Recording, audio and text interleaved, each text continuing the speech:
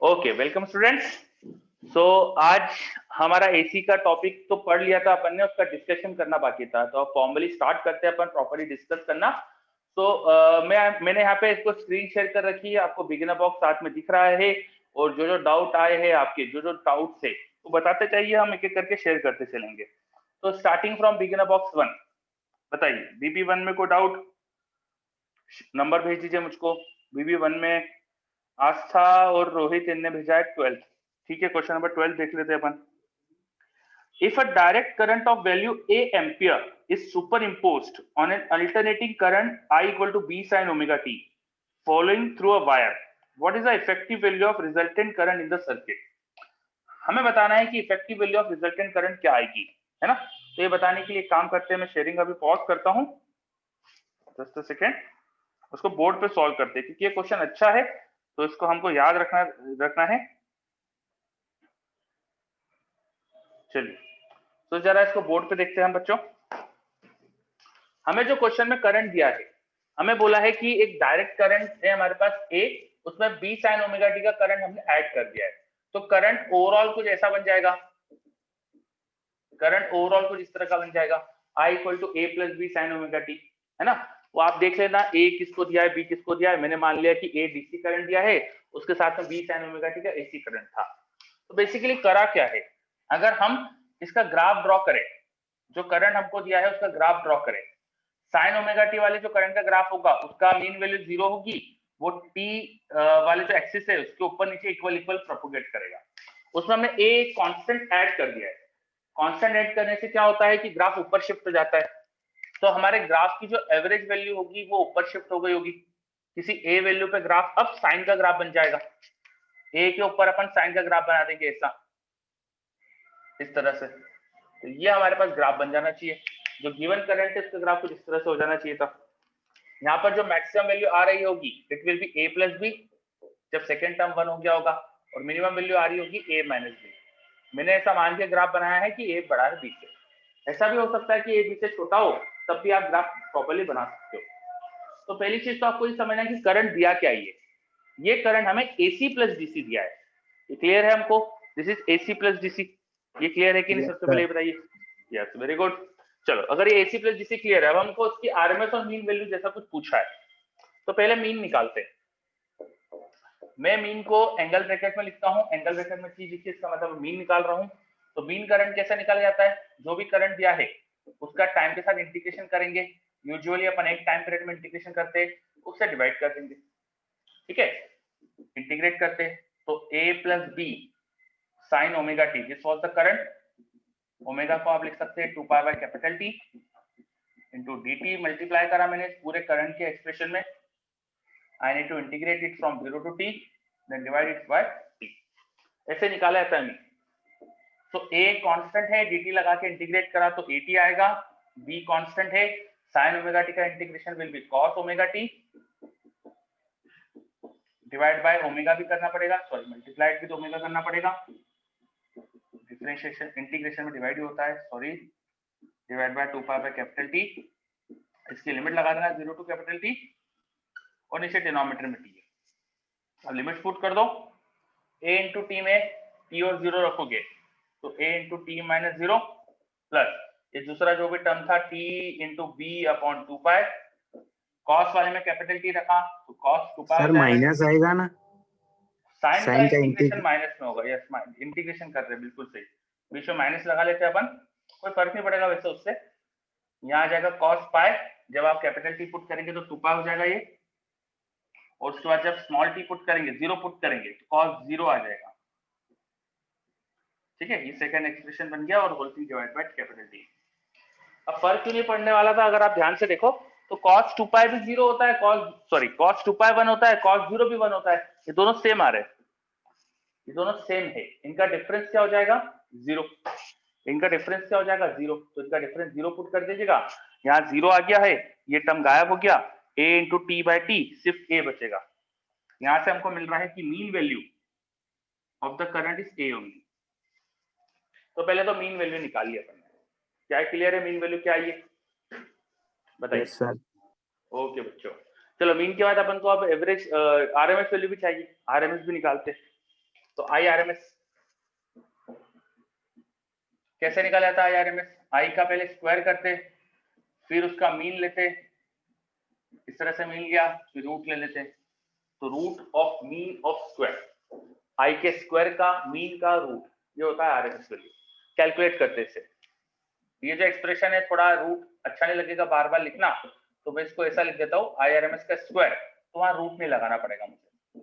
1/t integration 0 से t आई square, आई को square कर दो, आई का एक्सप्रेशन ये रहा, स्क्वायर करो इसे, तो a square plus b square sine square omega t plus 2ab sine omega t, ये टर्म बनेगा हमारे पास इंटू dt, और whole thing divide by t मैंने बाहर लिख दिया है। ठीक है, पूरा दिख रहा है ना? पूरा दिख रहा होगा आई थिंक। चलिए आगे सॉल्व करते हैं। 1/t इंटीग्रेशन 0 से t, मैं इंटीग्रेशन कर ही देता हूँ साथ साथ। a स्क्वायर का इंटीग्रेशन हो जाएगा, a स्क्वायर कांस्टेंट है, dt का इंटीग्रेशन t आ जाएगा, b स्क्वायर साइन स्क्वायर वाला टर्म, तो उसको बाय 2 मल्टीप्लाई 2 करा, 2 साइन स्क्वायर थीटा इस 1 minus cos 2 theta, 1 minus cos 2 theta का फिर इंटीग्रेशन करना है, 1 का हो जाएगा t, और cos 2 थीटा का इंटीग्रेशन हो जाएगा sin 2 थीटा बाय 2 ओमेगा। ये सेकंड टर्म का इंटीग्रेशन आएगा। फिर से बताता हूं मैं शॉर्ट में नीचे बता देता हूं मैंने कैसे इंटीग्रेशन करा है। sin स्क्वायर ओमेगा t को मैंने लिखा, इसको मैंने 2 से मल्टीप्लाई और 2 से डिवाइड कर लिया था, तो b स्क्वायर बाय 2 बाहर, अंदर 2 sin square theta, 2 sin square theta is 1 minus cos 2 omega t, और इसको इंटीग्रेट करा, 1 का इंटीग्रेशन हो जाएगा t, और cos वाले का टर्म का sin वाला इंटीग्रेशन आ जाएगा, नीचे 2 ओमेगा से डिवाइड कर दिया। ठीक है, इस तरह से वो इंटीग्रेट करा है। चलो इंटीग्रेशन तो पढ़ लिया है ना आई थिंक आप लोगों ने? Yes sir. हाँ हो गया, तो फिर तो आसान होगा तुम्हारे लिए। और लास्ट वाला टर्म था 2ab sin ओमेगा t का इंटीग्रेशन आ जाएगा cos omega t with minus sine by omega, है ना? ये सबके इंटीग्रेशन आ गए, तो लिमिट्स लगा दो इसमें 0 से कैपिटल T, लिमिट सब्स्टिट्यूट करो, a स्क्वायर कैपिटल T, यहाँ b square by 2 capital T minus 0। अब sin 2 ओमेगा कैपिटल T वो भी 0 हो जाएगा, sin 0 भी 0 होगा, sin 0 तो 0 पता ही है आपको, और 2 ओमेगा मतलब कि 4 पाई by capital T into T करेंगे तो 4 पाई बचेगा, sin 4 पाई इज 0। तो आप ये चेक कर लेना, ये T रखने पे 0 आ रहा है, तो ये वाला टर्म जो सेकंड वाला है वो 0 बनने वाला है दोनों लिमिट्स पे।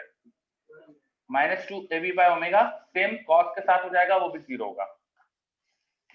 आप पुट करके चेक कर लेना, cos ओमेगा t में कैपिटल T पुट करेंगे जैसे यहाँ पे हुआ था ना, इसमें कैपिटल T रखने पे और स्मॉल t रखने पे सेम चीज मिलेगी, तो 0 दे देगा, तो वैसे ही वहां भी 0 आने वाला है बस। तो ये हम निकाल रहे थे IRMS का स्क्वायर, LHS में लिखा था IRMS का स्क्वायर इक्वल टू हो गया 1/t अंदर a स्क्वायर कैपिटल T, और यहाँ पे देखिए केवल b square by 2 into capital T बच रहा है, कैपिटल T से डिवाइड करो तो आ गया मेरे पास a square plus b square by 2। ये IRMS का स्क्वायर था, मुझे IRMS चाहिए इसलिए यहाँ पे रूट ले लेता हूँ, सो ये आ गया मेरे पास IRMS की वजह। ये क्वेश्चन बहुत अच्छा है बच्चों, इसको याद रखना, ये एक्चुअली DC प्लस AC है, a constant thing is DC and this term is AC। तो आपने AC प्लस DC का एवरेज और मीन निकाला है, एवरेज वैल्यू जो आ गई है वो A आ गई है, और सॉरी RMS निकाला था वो आ गया हमारे पास ये। तो ये याद रखना क्वेश्चन, बहुत अच्छा क्वेश्चन है, बहुत काम का क्वेश्चन है, बहुत जरूरत पड़ेगी आपको इसकी, याद रखना है, आपको याद रहेगा। यस सर, फर्स्ट भी ऐसा ही है सेम। हाँ तो वो भी वैसे ही होगा, उसमें वैल्यू दी है सर। बढ़िया। चलो तो हो गया ये कंप्लीट, कोई और कुछ डाउट है इसके अंदर तो बताइए, एनी अदर डाउट?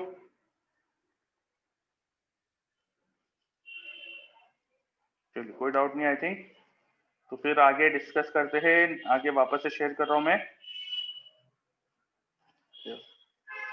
फिर से आ जाते हैं हम AC पे। ठीक है, BB1 में और कोई डाउट बचा है किसी का?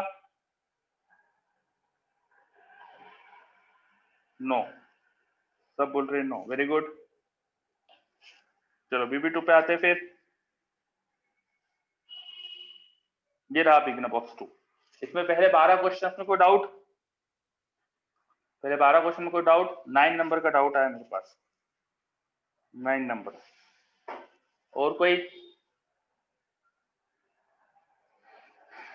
एक 9 नंबर है, पहले 9 नंबर कर लेते हैं हम। In an AC series circuit, the instantaneous current is zero when the instantaneous source voltage is maximum. Connected to the secondary source में भी वोल्टेज मैक्सिमम पे करंट जीरो है, मतलब कि दोनों में π/2 का फेज डिफरेंस है। कैसे समझ में आ रहा है मुझे? साइन और कॉस में π/2 का फेज डिफरेंस होता है। जब साइन जीरो होता है तो कॉस मैक्सिमम होता है, ठीक है? तो ये हमको इतना याद होना चाहिए था। तो इससे समझ में आ रहा है कि दोनों में π/2 का फेज डिफरेंस है। ऐसा प्योर इंडक्टर में हो सकता है, प्योर कैपेसिटर में भी हो सकता है, प्योर रेजिस्टर में नहीं हो सकता ऐसा, और इंडक्टर कैपेसिटर के कॉम्बिनेशन में भी हो सकता है, क्योंकि इंडक्टर वोल्टेज को π/2 फेज आगे रखेगा, कैपेसिटर वोल्टेज को π/2 फेज पीछे रखेगा, तो दोनों मिलकर नेट में π/2 का डिफरेंस क्रिएट करेंगे, है ना?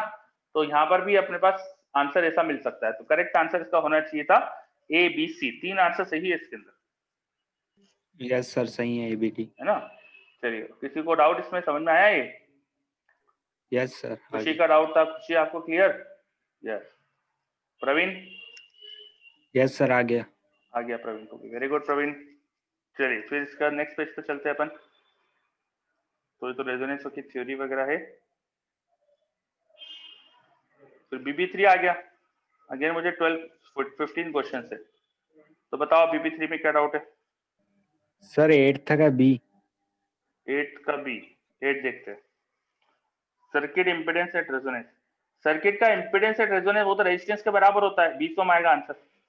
यस सर, लेकिन वो उसमें अलग दिया है। पढ़ते question. Capacitor capacitance 250 microfarad is connected in series with a choke coil having an inductance of this and a resistance of this. Circuit impedance at resonance सही, गलत दिया है पीछे। इसका आंसर सिर्फ रेजिस्टेंस के बराबर आना चाहिए, 20 ओम आना चाहिए इसका आंसर। यस सर, यही आंसर गलत दिया है पीछे। हाँ, आंसर गलत दिया। चलिए, अभी इसका कोई और डाउट है तो पूछ लो। प्रियांशु वापस आएंगे उस पर अपन। Any other doubt till 12th? No. 15 तक कोई डाउट? No sir. नो। चलिए, प्रियांशु का एक डाउट आया 6 का, BB2 का 6 देख लेते हैं।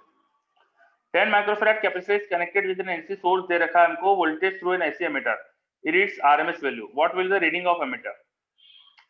10 माइक्रोफैराड कैपेसिटर है और वोल्टेज की वैल्यू दे दी है आपको। क्या है? आपको एमीटर की रीडिंग पूछी है। तो एमीटर की रीडिंग जो होगी एसी में, एमीटर क्या रीड करता है एसी के अंदर? RMS, है ना? तो यहाँ पे बस RMS करंट की वैल्यू बतानी है, वो हो जाएगा वोल्टेज की RMS value by XC। Ammeter की रीडिंग हो जाएगी वोल्टेज की RMS वैल्यू बाय XC। तो बस V RMS बाय XC कर दो यार। अब मतलब मुझे नहीं लगता इसमें और कुछ बताना है। क्या लिखा है, मैं चेक कर लूं।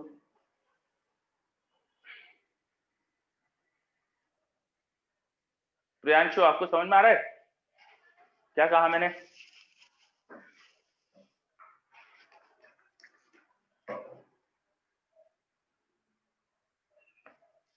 ओके।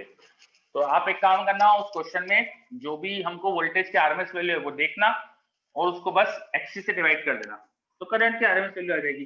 सर्किट में वहां सिर्फ कैपेसिटर है तो हो जाएगा। चलिए, और मेरे पास डाउट आए है। हाँ, ये हिंट है प्रियांशु को उसकी। BB1 का एक 10 भी डाउट आया मेरे पास। चलो BB1 का 10 देख लेते हैं। 7 भी डाउट है, 7 भी देख लेते हैं। प्रियांशु 7 किस बिगना बॉक्स का है? बी का है क्या?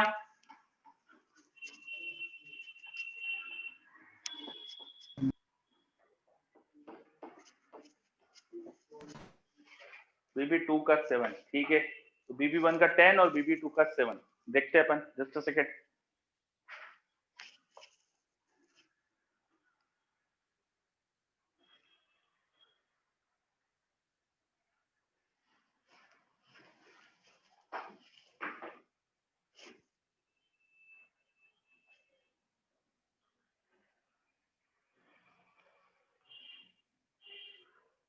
ओके, पहले BB1 का देखते हैं।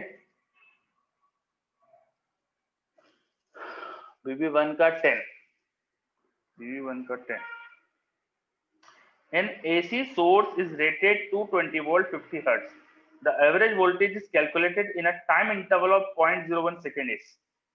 0.01 सेकंड में एवरेज वोल्टेज क्या आएगा? तो 50 हर्ट्ज हमें फ्रीक्वेंसी दी है, तो पहले तो ये चेक करो कि ये जो टाइम है वो क्या है, क्या वो टाइम पीरियड के मल्टीपल में कुछ दिया है क्या। तो 50 हर्ट्ज फ्रीक्वेंसी तो टाइम पीरियड जाएगा 1/50, 1/50 ऊपर से 2 से मल्टीप्लाई कर दो तो 2/100, मतलब 0.02 सेकेंड हो गया। टाइम पीरियड इज 0.02 सेकेंड, ठीक है। तो 0.202 सेकेंड का है तो हाफ है t/2। तो t/2 टाइम में एवरेज जो हो सकता है, मस्ट भी 0 गलत है, मे बी 0 यस, नेवर 0 गलत, और v/√2 भी हो सकता है। पीक वैल्यू 220 वोल्ट है ना उसकी, तो एवरेज वैल्यू आप निकाल सकते हो, आपको क्या हो सकती है, ठीक है।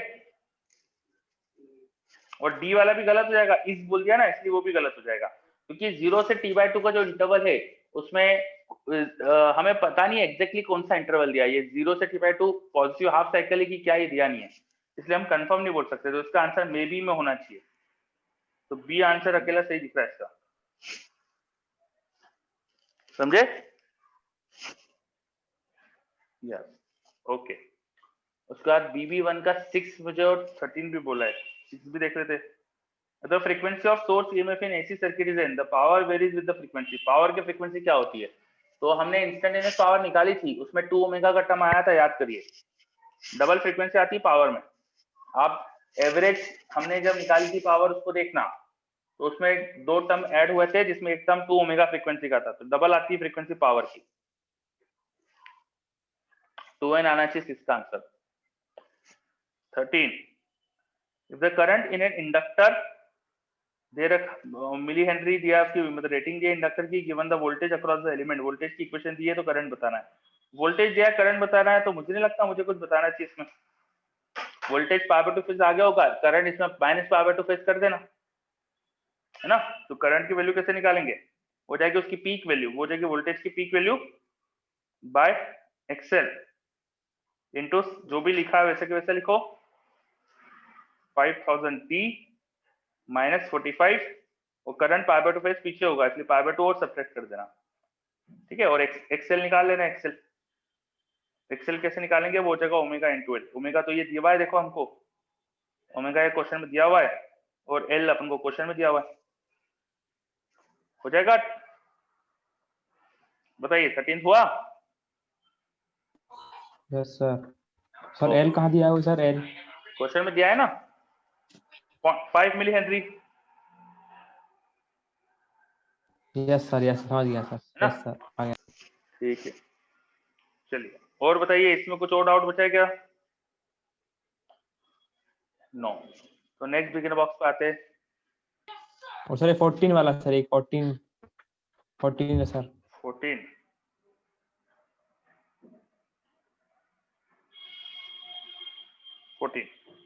The circuit element in the figure has a current दे रखा है और वोल्टेज दे रखा है। ऑब्जर्व करो, करंट कॉस में दिया है, वोल्टेज साइन में दिया है। करंट के अंदर जो लिखा है वही देखो, सेम चीज वोल्टेज के अंदर लिखी है, तो दोनों में π/2 का फेज डिफरेंस है। और कौन आगे कौन पीछे, तो कॉस π/2 फेज आगे होता है, मतलब करंट π/2 फेज आगे, वोल्टेज पीछे। वोल्टेज पीछे मतलब कैपेसिटर होगा, है ना। साइन का ग्राफ जब 0 से चालू होता है, तो कॉस का ग्राफ π/2 से चालू होता है। कॉस का ग्राफ है ना, वो आगे से चालू होता है, तो वो π/2 फेज आगे हो जाता है, ठीक है। कॉस इज π/2 फेज अहेड, या चलिए। Yes sir. यस रोहित, हाँ बिल्कुल सही रोहित, ऐसा क्लास में भी करा था, वेरी गुड। अब BB2 पे आ जाते, बताओ इसमें क्या क्या डाउट बचे थे, फिर से शेयर कर दो एक बार।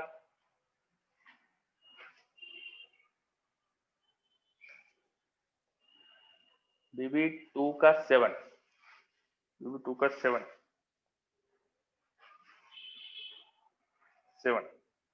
A 220 volt peak value 50 hertz AC generator is connected to an inductor 50 ohm resistance in series. The current in the circuit is 1 ampere. मतलब एक इंडक्टर है जिसका रेजिस्टेंस भी दिया है, तो इंडक्टर के अंदर रेजिस्टेंस भी है ना, और करंट दिया है, तो एक इक्वेशन यहां से बन जाएगी। What is the inductance of the coil, coil का इंडक्टेंस बताना है, ठीक है। आगे बढ़ते हैं, what is the potential difference across the resistor and across the inductor. तो हमें रेजिस्टेंस की वैल्यू तो दी है, तो एक्सेल निकाल सकते हैं अपन करंट देख के, है ना। करंट जो होना चाहिए वो होना चाहिए था वोल्टेज की वैल्यू अपॉन जेड, तो जेड आ जाएगा, और जेड क्या होना चाहिए था, root over R square plus XL square, तो एक्सएल आ गया। और एक्सएल क्या होता है, एक्सएल होता है ओमेगा इंटू एल, तो एल आ जाएगा, क्योंकि ओमेगा तो दिया हुआ है देखो 50 हर्ट्ज है, तो ओमेगा निकल जाएगा। आया क्या समझ में 7? यस सर, एल निकल जाएगा। Yes sir. हाँ एल निकल जाएगा, ठीक है। चलो, what are the potential difference across resistor and across inductor. अब इंडक्टर का पोटेंशियल डिफरेंस होता है आई जो भी आ रहा है इंटू एक्सएल, और रजिस्टर का होता है आई इंटू आर। तो आई पता है आपको, एक्सएल और एक्सएल और आर भी पता है, तो ये हो जाएगा, मल्टीप्लाई तो करना है बस, यस सर। है ना। चलिए 7 हो जाएगा हमारे पास। और बताइए 12 तक कुछ डाउट?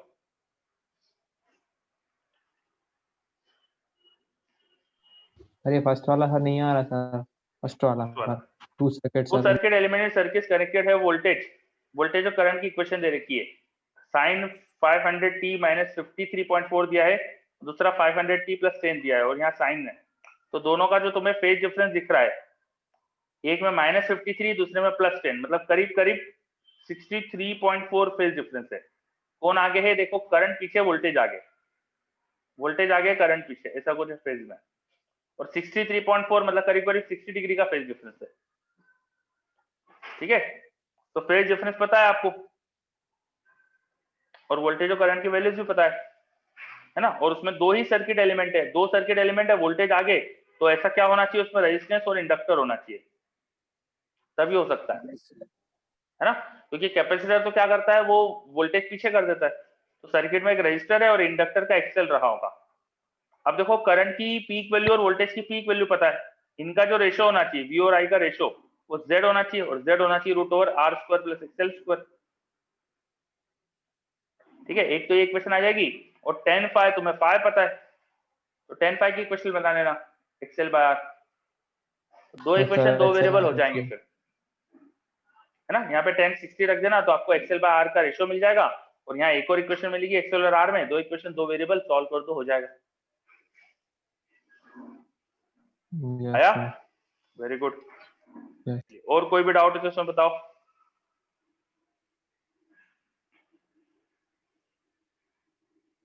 एनीवन?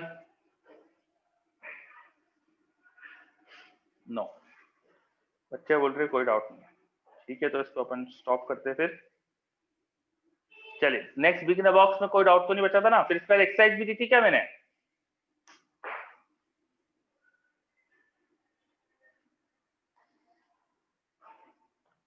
नो, बच्चे बोल रहे एक्सरसाइज नहीं दी थी सर, अभी हुई नहीं एक्सरसाइज। ओके, तो अगर एक्सरसाइज अभी हुई नहीं है तो फिर ठीक है, नेक्स्ट क्लास में करके लाना आप, ठीक है। अब नेक्स्ट क्लास में करके लाइएगा। सर आप सॉल्यूशन सेंड करेंगे? हाँ चलो कर दूंगा, मैं सॉल्यूशन रखे तो थे मेरे पास के, मैं देखता हूँ, आज ढूंढ के आपको भेज दूंगा। पर यार सॉल्यूशन भेजो तो आप है ना करते नहीं हो क्वेश्चन, तो वो चलो वो ठीक है तो आप। सर, वो इतने सारे डाउट नहीं आएंगे सर, वो सर पहले सॉल्व कर लेता हूँ सर। ठीक है चलो सेंड कर दूंगा, कभी कुछ एरर वेरर रही होगी क्वेश्चन में तो वो भी आपको समझ में आ जाएगी सॉल्यूशन, ठीक है। अब एक काम करते हैं, एसी चैप्टर, अगला जो चैप्टर मॉडर्न फिजिक्स है वो चालू करने से पहले हम एमईसी जो बचा कुचा वो पूरा कर लेते हैं, ठीक है, चलेगा? अजीत सर नहीं आएंगे अब? अब यार मेरी एक्चुअली क्या, कल मैं भूल गया बात करना उनसे, तो अब मैं सोच रहा हूँ कि एमईसी पूरा कर ही ले। फिर आप लोगों ने बात करी क्या? No sir. आप भी ने भी बात नहीं करी? Okay, so now we will start magnetism and matter. इसे करने के लिए आप लोग भी साथ साथ पढ़ेंगे मेरे, है ना। तो मैं यहाँ पे शेयर करा हुआ हूं मैं, आप इसको जूम कर सकते हैं, ठीक है। चलिए, सो कौन पढ़ना स्टार्ट करेगा? प्रियांशु? Yes sir. सर मेरे यहाँ सर शोर हो रहा है, इसलिए सर मैं माइक ऑन नहीं कर सकता अच्छा, ज्यादा। कोई और बच्चा? रोहित?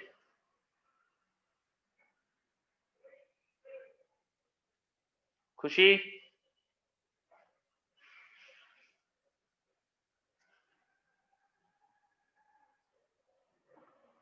त्रिलोक, अरे कोई कोई भी आगे रह के चालू करो, मतलब इतना क्या पूछ रहे हो यार।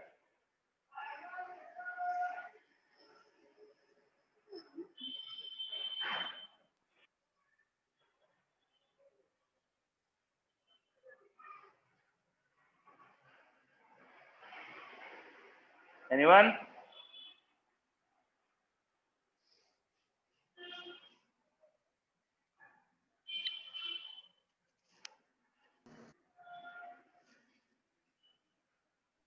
Yes sir. हाँ, आप ही को करना पड़ेगा प्रियांशु, लगता, बाकी तो सब ऐसे ही है, Yes, कुछ sir. बोल नहीं रहे, है ना। सर मैं सर करूं? हाँ please. Magnetic phenomena are universal in nature. Vast distant galaxies, the tiny visible atoms, man and beast, all are permitted through with a host of magnetic fields, variety of sources. The Earth magnetism predates human evolution. हाँ, अर्थ magnetism predates human evolution. इसका मतलब Yes, अर्थ sir. का जो magnetism है वो human के evolution, हम लोग ह्यूमन आए थे इस अर्थ पे उससे पहले से, ठीक है। Magnetic phenomena are universal in nature. Universal in nature मतलब कि हर जगह देखने को मिलता है। मैग्नेटिक के फिनोमिना, मैग्नेटिज्म की वजह से जो चीजें होती है वो पूरे दुनिया में देखने को मिलते हैं हमें। दूसरे ग्रहों पर भी इसकी वजह से कुछ इफेक्ट देखने को मिलते हैं हमें। Vast galaxies, the tiny invisible atom, man and beast, all has permeated through and through with host of magnetic fields from variety of sources. तो कहीं ना कहीं सारे लोगों ने, हर तरह के पर्सन ने, हर तरह के बीस्ट ने, हर चाहे बहुत बड़ी गैलेक्सी हो, चाहे बहुत छोटे छोटे से एटम्स हो, कहीं ना कहीं सबने थोड़ा थोड़ा सा मैग्नेटिक फील्ड का इफेक्ट देखा है। सबको मैग्नेटिक फील्ड देखना पड़ी है बाय वैरायटी ऑफ सोर्सेस। अलग अलग तरीके से, अलग अलग चीजों की वजह से उन्होंने मैग्नेटिक फील्ड को ऑब्जर्व किया है। The earth magnetism predates human evolution. Earth की जो मैग्नेटिज्म है वो ह्यूमन इवोल्यूशन से भी पहले से प्रेजेंट है। The word magnet is derived from the name of an island in Greece called Magnesia. Magnesia नाम के कोई आइलैंड था ग्रीस में, वहां से ये टर्म आया था magnet. where magnetic ore deposits were found as early as 600 BC। Christ के आने से 600 साल पहले से वहां ऐसा था। अपन लोगों के हिसाब से सब अपन समझे तो हमारे लिए तो बहुत बहुत बाद में आया ये, इंडियंस के हिसाब से, क्योंकि हमारी इंडियन जो सभ्यता है वो तो काफी पुरानी है, इससे पुरानी है ना। तो ये लोग अब ठीक है, पुरानी किताबों, पुरानी चीजें छपी हुई है इसमें। Shepherds on this island complained that their wooden shoes, which is nailed, at times stayed stuck to the ground। तो क्या होता था वहां पे कि जो उनके जूते होते थे उसमें उसमें कीले होती थी लोहे की, और वो लोहे की कीले ना जमीन में चिपक जाती थी। तो ऐसा वहां के जो शेपर्ड थे, शेपर्ड मतलब क्या होता है, गडरिये, है ना। तो गडरिये वहां के ऐसा कंप्लेंट करते थे कि उनके जूते चिपक जाते हैं जमीन से। तो वहां पे जमीन में प्रॉपर्टी थी कि वो कीलों को चिपका लेती थी।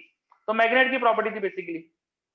देयर आयरन टिप्ड रॉड्स, उनके पास ऐसी छड़ें थी जिनमें आयरन की टिप थी, वर सिमिलरली अफेक्टेड, वो भी जमीन में चिपक जाती थी। तो this attractive property of magnets made it difficult from them to move around. तो वहां के आइलैंड में सबसे पहले ये प्रॉपर्टी समझ में आई थी, और वो वाला जो आइलैंड था मैग्नेशिया, वहां से फिर जो पत्थर मिला उसको बोला गया मैग्नेट, और फिर वहां से प्रॉपर्टी, मैग्नेटिक प्रॉपर्टी, ये जो वर्ड्स है वहां से स्टार्ट हुए, ठीक है। The directional property of magnets were also known in ancient time. अच्छा, ये जो पहला पैराग्राफ अपन ने पढ़ा है इसमें बात करी है कि मैग्नेट में अट्रैक्टिव प्रॉपर्टी होती है। तो ये आप लोगों को भी पता है कि नहीं? मतलब मुझे लगता है कि 12th में आते आते बच्चों को इतना तो पता चल जाता है ना, इतना तो पता ही रहता है। यस, ठीक है। तो ये प्रॉपर्टी होती है मैग्नेट में कि लोहे की चीजों को अट्रैक्ट करती है, ये सबको पता है हमको। चलिए, फिर दूसरी बहुत बड़ी प्रॉपर्टी मैग्नेट की जो होती है उस पर आ रहे हैं अपन सेकंड पॉइंट में। The directional property of magnets were also known since the ancient time. तो सबको पता है कि मैग्नेट को ना लटकाओ तो नॉर्थ साउथ डायरेक्शन में रहती है। A thin long piece of magnet when suspended freely pointed in the north south direction. एक मैग्नेट को अगर लटका दिया जाए, कोई मैग्नेट को ऐसे लटका दिया हवा में, तो वो हमेशा नॉर्थ साउथ डायरेक्शन में रहती है. A similar effect was observed when it was placed on the piece of cork which was then allowed to float in still water. भाई पानी लो एकदम शांत, उसके ऊपर है ना एक तैरता हुआ कोई ऐसा लकड़ी लो जो तैर जाए उसके ऊपर, हल्की सी लकड़ी, और उसके ऊपर एक मैग्नेट रख दो, तो मैग्नेट जो होती है ना वो कॉर्क को नॉर्थ साउथ डायरेक्शन में लेके आ जाती है. तो यही कहा है उन्होंने कि similar effect was observed when magnet is placed on a piece of cork which was then allowed to float on still water. ठीक है, तो मैग्नेट को जब फ्रीली सस्पेंड करो तो वो क्या होती है, नॉर्थ साउथ डायरेक्शन में रहती है. ये इंपॉर्टेंट प्रॉपर्टी यहाँ से निकल के आ रही है. तो ये प्रॉपर्टी यहाँ की बात में पता चली हमको. ठीक है, कि मैग्नेट को लटकाओ तो नॉर्थ साउथ डायरेक्शन में रहती है. आगे the name lodestone was given to naturally occurring ore of iron magnetite means leading stone. तो मैग्नेट की जो प्रॉपर्टी है ना कि वो हमेशा नॉर्थ साउथ डायरेक्शन में रहती थी, इसकी वजह से उन्होंने उन्हें लोड स्टोन भी कहा गया है. लीडिंग स्टोन, लोड स्टोन मतलब लीडिंग स्टोन. ठीक है, आगे the technological exploitation of this property is generally credited to Chinese लोगों ने इसका एक्सप्लॉयटेशन करा था. Chinese text dating 400 BC mention the use of magnetic needle for navigation on ships. Caravans crossing the Gobi Desert also employed magnetic needle. तो वहां वो लोग magnets को यूज करते थे डायरेक्शन देखने के लिए. तो चाइनीज लोग वहां पे उस समय इस चीज में आगे थे. A Chinese legend narrates the tale of the victory of Emperor Huang Ti about 4000 years ago. 4000 साल पहले कोई एक एम्परर था, वहां वो जीता था मैग्नेट की वजह से. Which is owed to his craftsmen. वो उसके क्राफ्ट्समैन की वजह से जीता था. क्राफ्ट्समैन को अब अपन क्या बोल सकते हैं, वो आगे लिखना इसमें लिखा है, वो आजकल के इंजीनियर थे, है ना. देखिए नेक्स्ट पेज पे लिखा है आपके पास, नाउडेज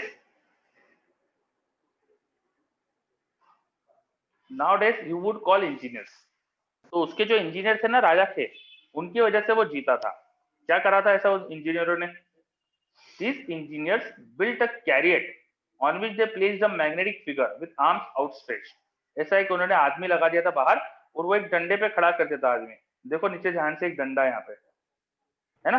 तो इसकी वजह से क्या होता है, ये आदमी यहाँ पे घूम सकता है ऐसा, ये आदमी यहाँ पे ऐसे रोटेट कर सकता है. तो इसका जो हाथ था ना वो हमेशा एक ही दिशा में बताता था हमेशा.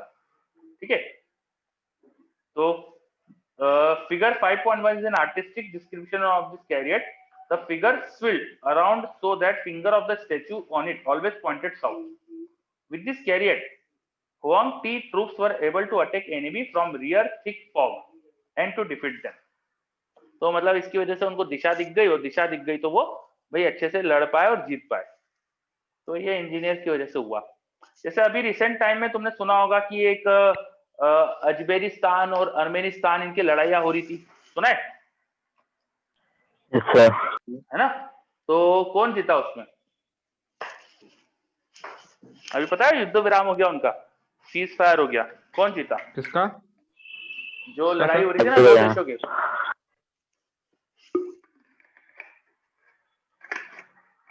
तो कौन जीता उसमें? किसमें? अजबेकिस्तान और अर्मेनिस्तान, ऐसा कुछ दो कंट्रीज है. नाम मेरे को अच्छे से याद नहीं आ रहे, है ना, मतलब नाम इतने प्रोनाउंस नहीं करा था. आर्मेनिया जीत था. हाँ, एक कोई कंट्री जीती है, ये जरूर याद है मेरे को. कि जो कंट्री जीती है ना, वो उसके पास है ना कुछ वो थे, ड्रोन थे, तो वो ड्रोन की वजह से जीती है. मतलब ऐसे प्लेन थे जो बिना किसी ह्यूमन के बिना उसमें पायलट के चलते थे. ड्रोन बोलते हैं अपन जिनको, रिमोट कंट्रोल प्लेन थे बेसिकली. उनसे क्या करा था उसने ना, अच्छे से पहले सामने वाले के रेडार वेडार खत्म कर दी थी, और उसके चीजों को खत्म कर दिया, फिर लड़ाई में अपने फाइटर प्लेन भेजे. तो मतलब बहुत अच्छे तरीके से उन्होंने दिमाग लगा के लड़ाई जीती. तो बेसिकली आजकल लड़ाई वड़ाई भी जो इस तरह कंट्रीज की होती है ना, वो इंजीनियर्स की वजह से जीती जाती है ना. पुराने समय भी इंजीनियर जिताते थे और आज भी इंजीनियर ही जिताते. चलो, तो ये आपको पॉइंट ध्यान रखना है. आगे बढ़ते. Now, in the previous chapter, we have learned that moving charges or electric current produce magnetic field. तो पता ही है आपको, भाई चार्ज मूव करता है या करंट कैरिंग वायर आसपास मैग्नेटिक फील्ड बनाते हैं, बायर सेवर्ट्स लॉ पढ़ा है आपने।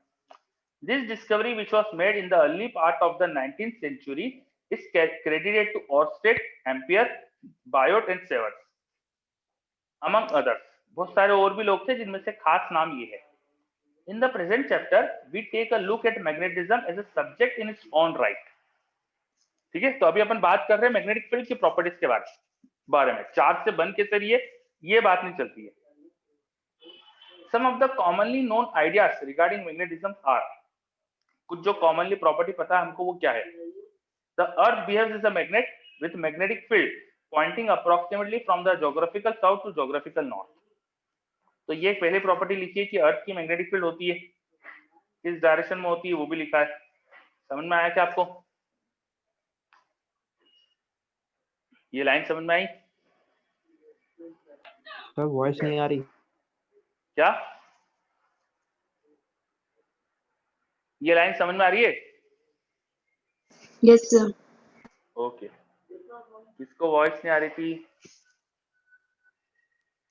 तो देख लेना यार, वॉइस नहीं आए तो आप सीख लीजिएगा। आगे बढ़ते। When a bar magnet is freely suspended, it points in the north-south direction. The tip, which points to the geographic north, is called north pole of the magnet, and the tip, which points to the geographic south, is called the south pole of magnet. आप लोगों को थोड़ा magnet तो पढ़ा दिया था, है ना? तो ये चीजें तो आपको आ रही होगी, राइट? मैग्नेट तो पढ़ा दिया था आपको, पढ़ा दिया था ना?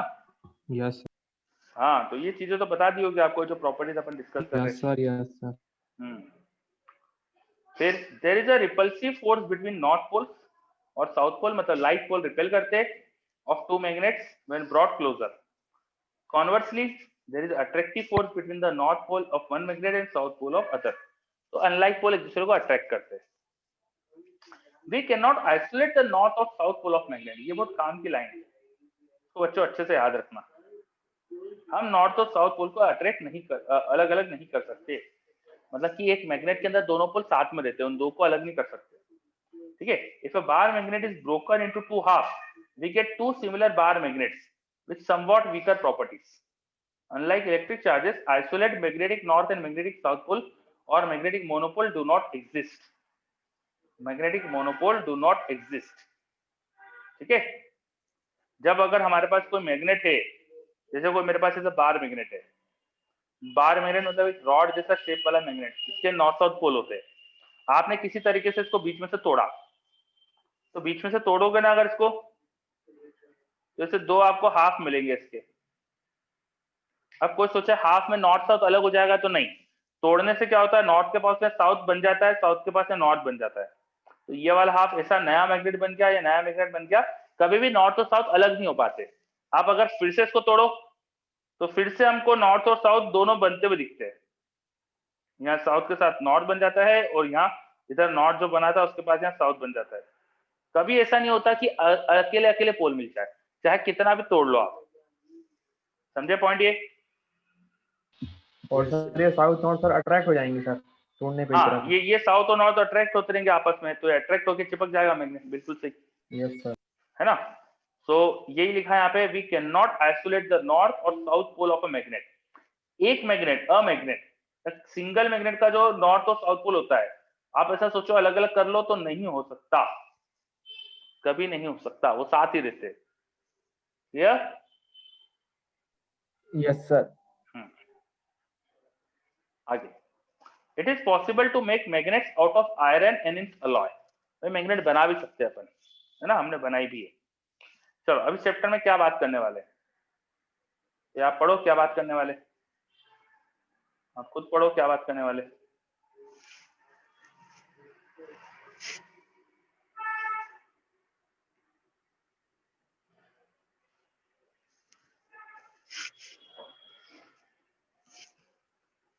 देख लिया क्या बात करने वाले?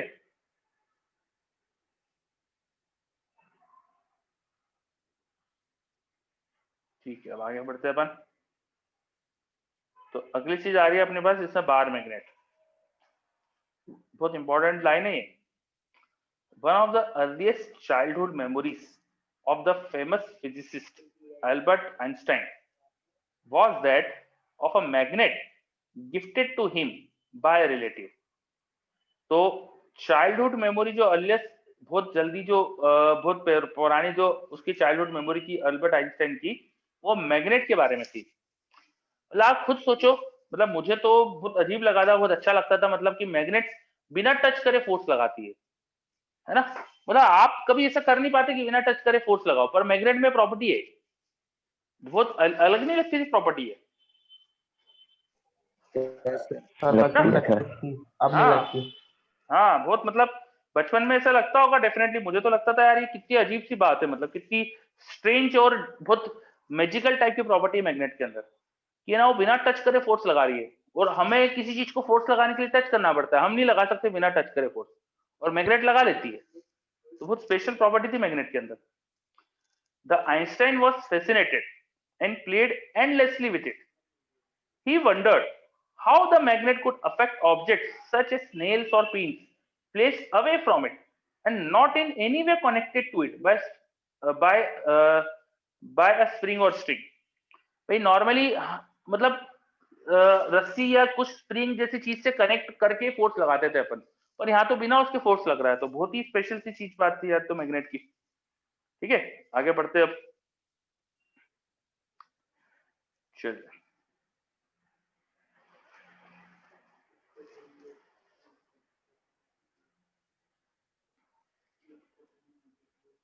we begin our study by examining iron fillings sprinkled on a sheet of glass paper over a short bar magnet. तो बीच में कोई शॉर्ट बार मैग्नेट रखी उन्होंने यहाँ पर, इस डायग्राम में बीच में यहाँ पे कोई शॉर्ट बार मैग्नेट रखी हुई है यहाँ पर ऐसे, ठीक है, एक बार मैग्नेट रखी हुई है, और आसपास उन्होंने ना आयरन फाइलिंग को गिरा दिया है। ठीक है, आयरन फाइलिंग्स क्या होता है, मतलब कि लोहे का बुरादा, हिंदी में बात करें तो लोहे का बुरादा, मतलब कि आपने बहुत बहुत छोटे छोटे बारीक बारीक, हाँ आयरन का पाउडर ले लिया जैसे कि, है ना, बहुत बहुत बारीक बारीक अपन ने आयरन पाउडर को स्प्रिंकल कर दिया। ठीक है, on a sheet of glass, एक ग्लास की शीट के ऊपर बीच में बार मैग्नेट रखी और आसपास आयरन का बारीक बारीक से टुकड़े थे उनको गिरा दिया। This arrangement of iron filings is shown in 5.2। थोड़ा सा वाइब्रेट कर दो तो आयरन फाइलिंग का देखो एक अरेंजमेंट बन गया। वो अरेंजमेंट में मैं अगर लाइंस करके दिखाऊं तो देखो ये ऐसी लाइन जैसी बन रही है, जो इस तरह का कुछ लाइन दिख रही है, थोड़ा सा दूसरा कलर लेते हैं अच्छे से दिखे, ताकि ये ऐसी कुछ लाइन जैसी बन रही है, ये से लाइंस के फॉर्म में सब अरेंजमेंट दिख रहा है इनका, इससे लाइंस जैसा अरेंजमेंट दिख रहा है आपको, ये ऐसा, तो कुछ इस तरह का अरेंजमेंट बन जाता है। और हमने इन लाइंस में डायरेक्शन दे दी, हमने नॉर्थ से साउथ की तरफ एक डायरेक्शन असाइन कर दी, तो ऐसे हमने नॉर्थ से साउथ एक डायरेक्शन असाइन कर दी, सपोज ये नॉर्थ था ये साउथ था, तो हमने इनके अंदर डायरेक्शन असाइन कर दी इन लाइंस के अंदर।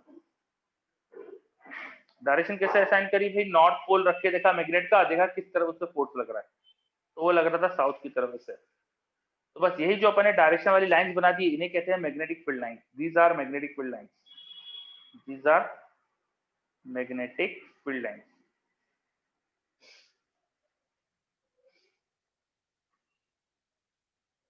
तो मैग्नेटिक फील्ड लाइन ऐसे पता चलेगी अपन को, इस तरह की होती है।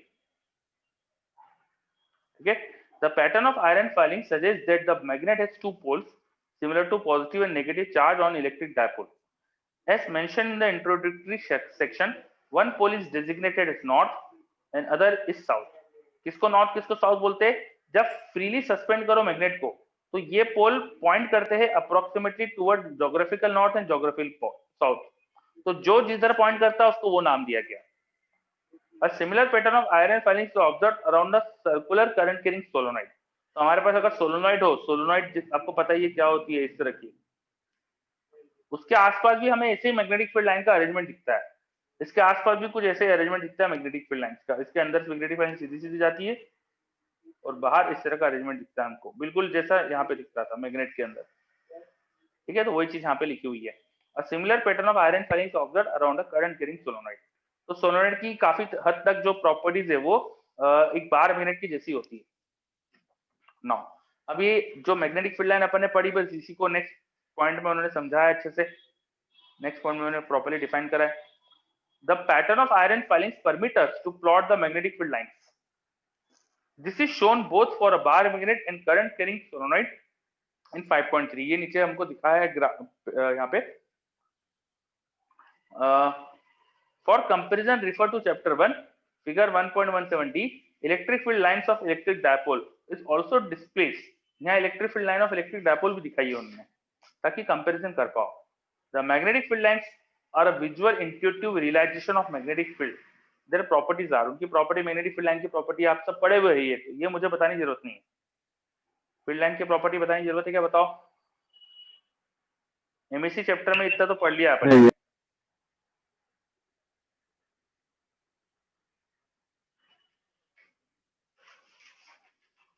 चलिए, तो ये नीचे उन्होंने देखिए पहले दूसरे जो दो डायग्राम है, एक तो बार मिनट की वजह से फील्ड लाइन दिखाई है अपन ने.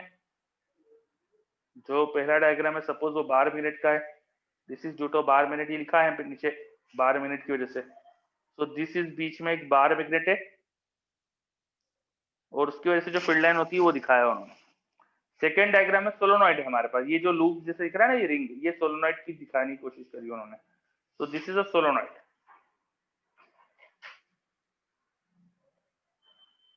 ठीक है, सेकेंड वाली लाइन में हमको करंट कैरिंग सोलोनॉइड दिखाई है. और आखिरी वाला जो है डायपोल है. देखिए यहाँ पे प्लस चार्ज है, यहाँ माइनस चार्ज है. तो this is a dipole. Plus minus charge की वजह से यहाँ डायपोल बना है, ताकि आप कंपेयर कर सको इनकी फील्ड लाइन को. इसलिए तीनों तरह की फील्ड लाइन उन्होंने दिखा दी. तो काफी हद तक बाहर से देखने में, जैसे इधर इधर से देखोगे तो आपको एक जैसी दिख रही तीनों में. यहाँ इधर भी एक जैसी दिख रही. फर्क थोड़ा सा बीच में आ जाता है भाई. यहाँ बाहर के हिस्से में तो ये फील्ड लाइन, ये फील्ड लाइन, ये तो एग्जैक्ट सेम होती है. सोलोनॉइड और बार मैग्नेट की फील्ड लाइन तो बिल्कुल एग्जैक्टली सेम दिखती है अपन को. ये थोड़ा सा यहाँ हल्का सा आउटर में फर्क, अंदर फर्क है. यहाँ अंदर फील्ड लाइन की जो डायरेक्शन है, मैग्नेट के अंदर देखो या सोलोनॉइड के अंदर देखो, और ये जो डायपोल है इनमें फर्क है थोड़ा सा, बाकी चीजें सेम है. ठीक है, तो बहुत छोटा सा फर्क होता है डायपोल और सोलोनॉइड या बार मैग्नेट की फील्ड लाइन में. तो कई बार अपन जो बार मैग्नेट है उसको मैग्नेटिक डायपोल भी कहते हैं. बार magnet is nothing but magnetic dipole. Bar magnet nothing but magnetic dipole. चलो, ओके. फिर ये कुछ प्रॉपर्टीज मैग्नेटिक फील्ड लाइन की दी हुई थी, तो ये तो सब आपको आती है ना, ये मुझे बताने की जरूरत नहीं है. फिर उन्होंने उसके बाद नीचे पढ़ाया है the bar magnet is equivalent solenoid. Bar magnet solenoid की जैसी होती है, तो वो बार मैग्नेट की बेसिकली उन्होंने ये सोलोनॉइड की फील्ड डिराइव करी है यहाँ पे. तो ये आप देख लेना, ये आपको आती है, ये आप लोगों को पढ़ा दिया है सोलोनॉइड, तो उस चैप्टर में पढ़ा हुआ है अपन ने. Yes sir. ठीक है, हाँ. चलो सीधा अपन आगे बढ़ जाते हैं. This is also the far axial magnetic field of bar magnet, which is one may be obtained experimentally. भाई एक बार मैग्नेट की जो फील्ड लाइन होती है ना, उससे दूर देखेंगे अपन, बिल्कुल वैसी ही मैग्नेटिक फील्ड लाइन आती है सोलोनॉइड की, उससे दूर जाके देखेंगे तो इन दोनों की दूर जाके मैग्नेटिक फील्ड बिल्कुल एक जैसी दिखती है. तो यही कहा है उन्होंने फिर कि ये दोनों एक जैसी चीजें है. ठीक है,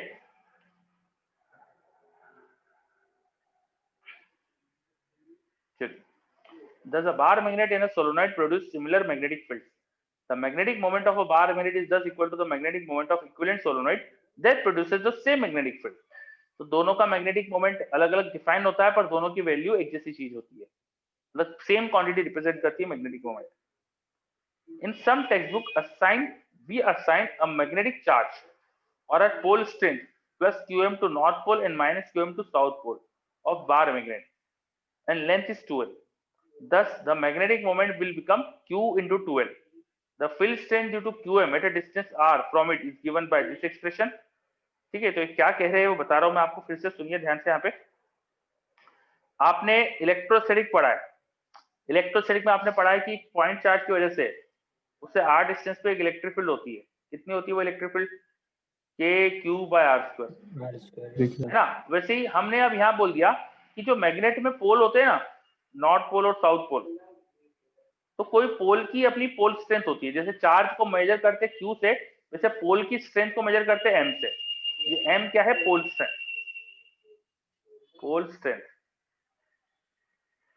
एनसीईआरटी ने उसे QM लिखा है. देखो ये QM है ना, QM मैं इसको m लिख रहा हूँ, एनसीईआरटी QM लिखती है, ठीक है। अधिकतर किताबों में m ही लिखा होता है, तो मैं m ही लिखूंगा। तो एक पोल अकेला मैग्नेटिक फील्ड बनाता है कुछ उससे कुछ दूर जाके, और उसका फॉर्मूला हो जाता है mu not by 4 pi m by r square. जैसा इलेक्ट्रोस्टैटिक में क्या आता था, वैसी इक्विवेलेंट चीज यहाँ पे आती है mu not by 4 pi. Electrostatic में अपन चार्ज लिखते हैं, यहाँ पे उसकी इक्विवेलेंट लिखते हैं अपन m, बाकी r तो दोनों जगह सेम ही है। तो देखो फॉर्मूला बिल्कुल सेम है, k q by r square और mu not by 4 pi k जैसा है m बाय r स्क्वायर, समझे। तो जैसा एक चार्ज की वजह से इलेक्ट्रिक फील्ड बनती है ये, वैसे ही मैग्नेटिक पोल की वजह से मैग्नेटिक फील्ड बनती है। तो वही चीज इन्होंने लिखी है यहाँ पर कि हम है ना पोल स्ट्रेंथ को QM और माइनस QM बोलते हैं, मैं M बोल रहा हूँ, वो QM माइनस QM बोल रहे हैं। South pole is like negative charge, इसको माइनस M बोल देंगे अपन। और इनके बीच की लेंथ अगर पता हो L या 2L पता हो, तो हम मैग्नेटिक मोमेंट उसको अपन M इंटू 2L डिफाइन करते हैं, जैसा इलेक्ट्रोस्टैटिक में करा था आपने। Yes sir, m into l। हाँ, वहां पे Q इंटू L करा था ना, यहाँ पे M इंटू L करते हैं, ठीक है। तो ये चीज एनसीईआरटी ने लिखी है यहाँ पे, इस पैराग्राफ में ये चीज लिखी है कि कुछ टेक्स्ट बुक्स में असाइन कर देते हैं मैग्नेटिक चार्ज या pole strength plus QM to north pole and minus QM to south pole of a bar magnet and the length 2L, मैं सबको रिमूव करता हूँ, एंड द लेंथ 2L, जिससे मैग्नेटिक मोमेंट बन जाता है हमारे पास ये the field strength due to charge at a distance r from it is given by, वो फील्ड मैग्नेटिक फील्ड की वैल्यू का फॉर्मूला दिया है जो मैंने साइड में अभी लिखा था थोड़ी देर पहले, वो लिखा था mu not by 4 pi into m by r square. उन्होंने m के बदले उसको QM लिखा एनसीईआरटी ने, ठीक है। ये दोनों सेम चीज है। The magnetic field due to the bar magnet is then obtain, तो बार मैग्नेट की मैग्नेटिक फील्ड भी आप ऐसे निकाल सकते हो। बताओ आपको क्या इलेक्ट्रोस्टैटिक में आपको एक डायपोल की इलेक्ट्रिक फील्ड आती है? Yes sir, 2 kb by r cube। हाँ, एक एक्सेल पोजीशन पे आती होगी तुमको 2 kp by r cube। Yes, general position की क्या आती है?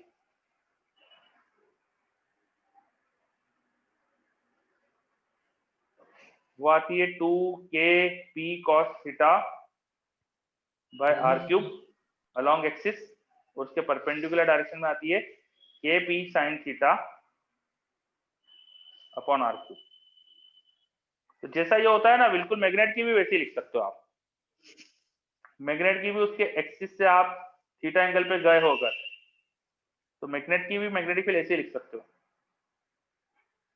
इधर आ जाएगा 2 k के बदले यहाँ लिखते हैं अपन mu not by 4 pi, p के बदले लिखते हैं हम m cos थीटा, यहाँ पे cos लगा देना इनटू में m cos थीटा ऊपर लिख देता हूँ मैं, m cos थीटा, जगह नहीं मिल रही मेरे को, रुक जाओ। तो जैसे हमारे पास यहाँ बार मैग्नेट है, नॉर्थ पोल या साउथ पोल, बार मैग्नेट की जो लाइन है उससे सपोज अपन थीटा एंगल पे गए हुए हैं r डिस्टेंस पे, तो यहाँ जाके जो हमको मैग्नेटिक फील्ड दिखती है अलोंग एक्सिस, वो मिलती है 2 time mu not by 4 pi into m cos theta by r cube, और परपेंडिकुलर वाले भी बिल्कुल वैसे ही फॉर्मूला बनता है mu not by 4 pi m sin theta by r cube. तो देखो फॉर्मूले वही है ना जो इलेक्ट्रोस्टैटिक में निकाले थे, यस सर। है ना। तो बस वही वही फॉर्मूले यहाँ भी याद रखना है बार मैग्नेट की फील्ड के। ये तो पढ़ा दिया था आपको शायद बार मैग्नेट। सर वो करंट कैरिंग लूप ऐसे बार मैग्नेट ही चल रहा था, उसमें फोर्स का फार्मूला और ये वर्क डन के फार्मूला लिखवाए थे। अच्छा, ये बताया था, ये जो अभी लिखा मैंने फॉर्मूला। यस सर, ये भी लास्ट लेक्चर में ही लिखवाया था। अच्छा अच्छा, वेरी गुड। चलिए, तो ये हो गया है तो अच्छी बात है ये सब, है ना। अब dipole in a uniform magnetic field, एक बार मैग्नेट को यूनिफॉर्म मैग्नेटिक फील्ड में रख दे तो क्या होता है? Dipole in a uniform magnetic field, तो एक बार आप पढ़ो, ये पढ़ो खुद से, पढ़िए जल्दी से।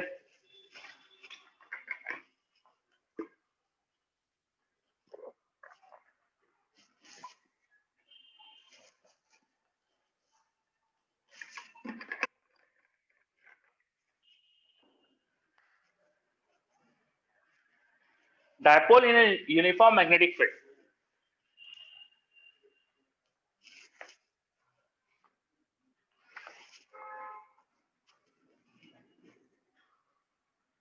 The pattern of iron filings, that is the magnetic field lines, gives an approximate idea of magnetic field. V may at times be required to determine the magnitude V accurately. This is done by placing a small compass needle of known magnetic moment M and moment of inertia I and allowing it to oscillate in the magnetic field. तो basically क्या करते हैं वो लोग, उन्हें magnet की magnetic moment निकालना है या उसकी मैग्नेटिक फील्ड निकालना है, उसको निकालने के लिए उसका मैग्नेटिक मोमेंट चाहिए। तो मैग्नेटिक मोमेंट निकालने के लिए वो एक तरीका लगाते हैं। याद करो, एक मैग्नेट को जिसका मैग्नेटिक मोमेंट आपको पता हो, मान लो m है,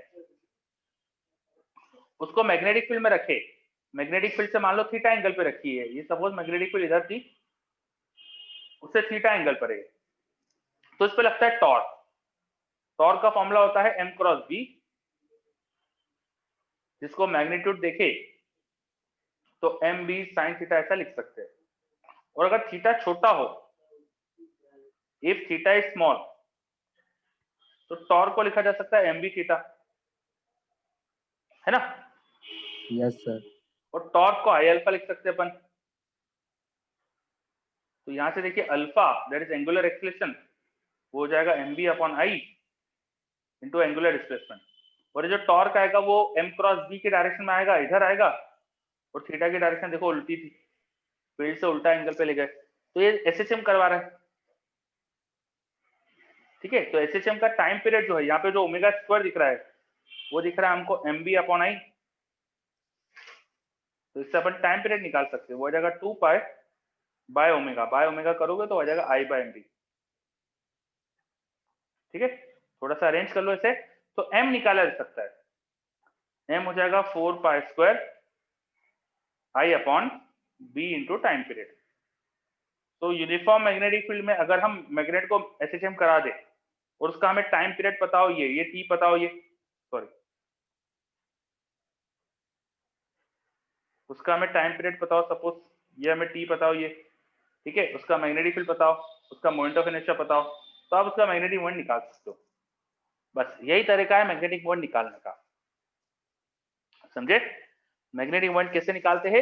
एक मैग्नेट को लेके SHM करवा देते हैं, तो वही सब लिखा हुआ है यहाँ पे, है ना? वही सब यहाँ पे लिखा हुआ है हमारे पास।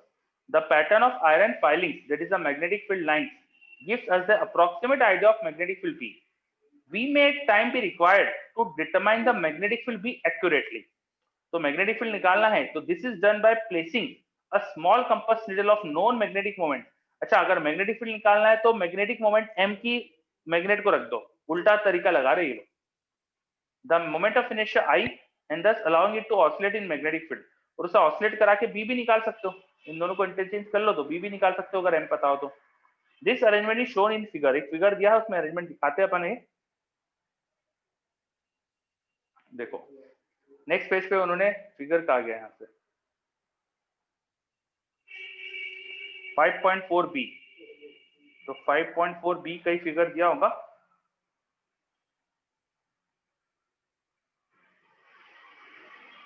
ये रहा, ये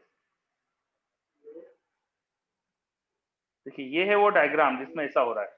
यूनिफॉर्म फील्ड से थीटा एंगल पे नीडल है, तो नीडल यहाँ पे करती है SHM, ये नीडल ऐसे से SHM करेगी, तो इसके SHM का टाइम पीरियड निकाल लो तो मैग्नेटिक फील्ड ढूंढी जा सकती है। आ रही बात समझ में? Yes sir. ओके, चलो, तो बस वही सब इन्होंने निकाला है देखो, और फाइनली ये B का फॉर्मूला डिराइव करा, जो अभी थोड़ी देर पहले मैंने M के लिए बताया था। M निकाल सकते हो, अगर B पता हो तो M निकाल लेना, M अननोन हो तो, ठीक है। चलो आगे, एन एक्सप्रेशन फॉर, अब ये फॉर्मूला जो आया ये काम का है बच्चों अपने, है ना? ये टाइम पीरियड का फॉर्मूला ऊपर वाला ये भी काम का है, इस पे क्वेश्चन आते, ठीक है। आपको टाइम पीरियड निकलवाने के क्वेश्चन आएंगे, या आपको दो अलग अलग मैग्नेट दे देंगे, उनका m दे देंगे, अलग अलग बी में घूम रही है, उनका i अलग अलग दे देंगे, तो टाइम का रेशो पूछ लेंगे। तो ऐसे खूब क्वेश्चन आते हैं इसके ऊपर, ये फॉर्मूला बहुत काम का अपने, इसे याद रखना अच्छे से। चलिए नेक्स्ट, और पोटेंशियल एनर्जी का भी वैसे एक्सप्रेशन आ जाता है, वही माइनस m डॉट बी, जो आपने इलेक्ट्रोस्टैटिक में पढ़ा था, P डॉट E को, हाँ, तो P को यहाँ पे m लिख दो और E को B कर दो, यहाँ पर भी वैसे फॉर्मूला बन जाता है m डॉट बी। चलो अब इतनी देर से एक ही बच्चा बस हाँ बोल रहा है, बाकी को समझ में आ रहा है नहीं आ रहा है, क्या कर रहे बाकी बच्चे, सो तो नहीं गए? आ रहा है, वेरी गुड, चलिए सबको आ रहा है, वेरी गुड, ठीक है। देखो अब इसके बाद ये जो अभी अपन ने बातें करी है बार मैग्नेट की प्रॉपर्टीज की बातें हुई है ना। फिर इलेक्ट्रोस्टैटिक एनालॉग, मतलब वही जो अपन ने बोला था कि मैग्नेटिक फील्ड को इक्वेट कर सकते हैं, मैग्नेटिक फील्ड जैसा इलेक्ट्रोस्टैटिक में इलेक्ट्रिक फील्ड होती है वैसे यहाँ मैग्नेटिक फील्ड होती है। तो ये फॉर्मूला अपना ये पढ़ा हुआ है, ठीक है, ये अपन ने जस्ट अभी थोड़ी देर पहले पढ़ा था। बस यहाँ इसके बाद आ रहा है मैग्नेटिज्म इन गॉस लॉ, वो भी अपना पढ़ा हुआ है अपना, इसको देख लेंगे फिर से अपन लेकिन एक बार, है ना, ये अपना ऑलरेडी पढ़ा हुआ है लेकिन इसको फिर से एक बार देख लेंगे, ये इतने कुछ खास काम की चीजें नहीं है। इसके बाद जो मेन चीज स्टार्ट होगी इसके अंदर वो है अर्थ मैग्नेटिज्म, ये थ्योरी के कुछ पॉइंट्स है, और फिर यहाँ से स्टार्ट होगा ये देखो अर्थ मैग्नेटिज्म, ये बहुत काम की चीज है अपने अर्थ मैग्नेटिज्म। तो सर इस पे न्यूमेरिकल नहीं मतलब वो कैलकुलेशन टाइप नहीं बनते? बनते ना बेटा, ये कितने सारे तो बीच में फॉर्मूले आए जिससे कैलकुलेशन बनेगी, जैसे तेको पीछे करके दिखाऊं, जैसे ये आ गया फॉर्मूला, ये मैग्नेटिक फील्ड कितनी आती है एक पोल की वजह से, कोई मैग्नेट का एक सिंगल पोल है, तो सिंगल पोल से कुछ दूर गया तो आर डिस्टेंस गया, तो उसकी मैग्नेटिक फील्ड का फॉर्मूला है ना ये। Yes sir. तो इस पे फॉर्मूला पे क्वेश्चन बन सकता है ना। यस ये सर। नीचे देखिए एग्जांपल भी दिया है उन्होंने कुछ, ठीक है, तो काफी फॉर्मूले बन सकते हैं, मतलब जितने फॉर्मूले बन रहे सब पे क्वेश्चन बनते जाएंगे। अभी पीछे मैंने टाइम पीरियड का फॉर्मूला हाईलाइट कराया था, तो उस पे क्वेश्चन बनेंगे, ये रहा Yes, टाइम sir. पीरियड वाला फॉर्मूला, इस पे क्वेश्चन आते हैं काफी, ये नीचे एग्जांपल भी दिया हुआ इस पे, ठीक है। चलो यस तो सर। अब आपका काम है देखो कि अर्थ मैग्नेटिज्म से पहले तक की चीजें एक बार पढ़कर आओ, है ना, और इसके बाद खास चीज अर्थ मैग्नेटिज्म स्टार्ट करेंगे अपन। इसके पहले की चीज तो पूरा थ्योरी था, है ना, ये अर्थ मैग्नेटिज्म भी थ्योरी है, पर ये थोड़ा क्या ज्यादा इंपॉर्टेंट है अपने लिए, बाकी चीजें भी इंपॉर्टेंट है, पर अर्थ मैग्नेटिज्म थोड़ी सी डिफरेंट हो जाएगा, जो अभी तक पढ़ा उससे नई चीज हो जाएगी वो, तो वो अपन अगली क्लास से स्टार्ट करेंगे। अब जितना आज की चीजें हुई है, मैं पेजेस बता देता हूँ कौन कौन से हुए आज, स्टार्टिंग से देखो आप, तो ये इतने सारे पेजेस हो चुके हैं अपने,